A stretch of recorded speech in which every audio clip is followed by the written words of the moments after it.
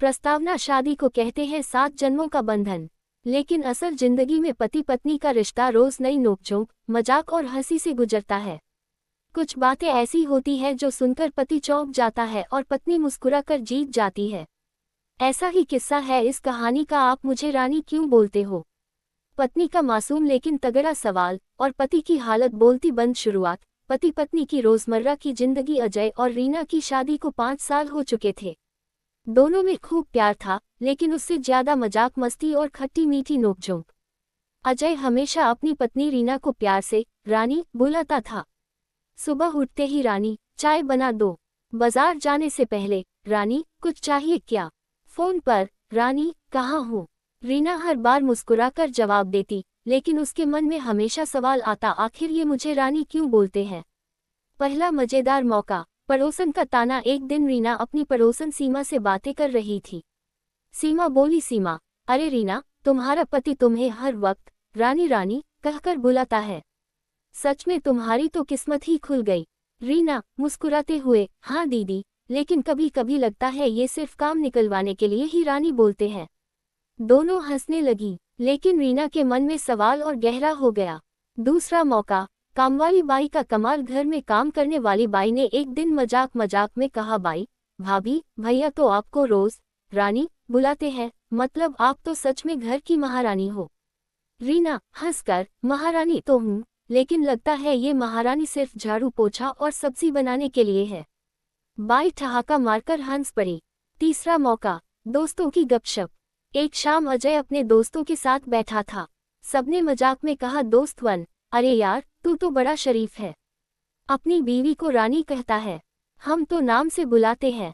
अजय सीने पर हाथ मारते हुए, भाई बीवी को खुश रखना हो तो रानी बोलो, बाकी सब भूल जाओ। रीना ने ये सुना तो मन ही मन मुस्कुराए और सोची, अच्छा मतलब ये सिर्फ दिखावे के लिए मुझे रानी कहते हैं।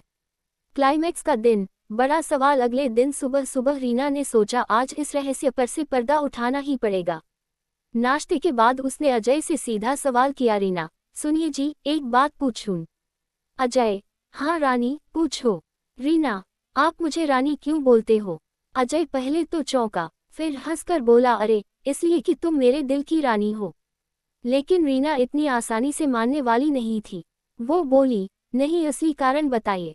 हर बार काम पड़ने पर ही रानी क्यों याद आती हूँ?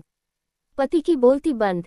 पत्नी का जवाब, अजय ने हकलाते हुए कहा, अरे मजाक में बोलता हूँ, तुम खुश हो जाओ इसलिए। रीना ने जोर से ठहाका मारा और बोली, रीना, अरे जी अब समझी, आप मुझे रानी इसलिए कहते हो ताकि मैं खुश होकर झाड़ू भी कर दूं, खाना भी बना दूं और आपकी हर फरमाइश पूरी कर दूं।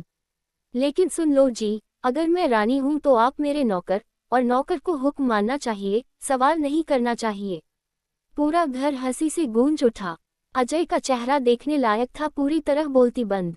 बीच के मजेदार प्रसंग। पत्नी का ये जवाब सुनकर अजय कई दिन तक मजाक का पात्र बने रहे। पड़ोसन सीमा बोली, अरे महारानी जी, आपका नौकर कहाँ है?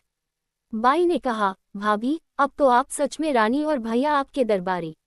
दोस्त बोले, वाह अजय, तू तो अब सच में राजा से नौकर बन गया। अजय बस मुस्कुराते और मन ही मन सोचते, अब तो रानी कहने से भी डर लग रहा है। पति की चालाकी। कुछ दिनों बाद अजय ने सोचा, अगर रानी कहने से मैं नौकर बन जाता हूँ तो क्यों न अब से इन्हें महारानी बुलाऊं, हो सकता है मेरी इज्जत बच जाए।